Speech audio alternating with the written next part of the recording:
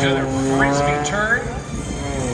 Working his way back down towards show center. He sets up for the final part of his aerobatic performance. Momentarily, Rob Holland is going to be setting up for a maneuver in tribute to the mighty AV-8B Harrier II of the United States Marine Corps, the aircraft that can hover, as he now slows the MXS down to a crawl, holding it on just sheer horsepower and pilot skill. This, ladies and gentlemen, is Rob Holland's Harrier pass. Okay, he's now 7 seconds into it. Essentially turning it into a helicopter. Indeed, and the breeze is coming from the crowd, so he can hold it there. There's 20 seconds. There's 25.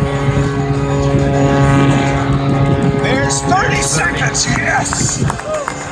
Wow. Give it up for Rob Holland, everybody. He's got some great sponsors, including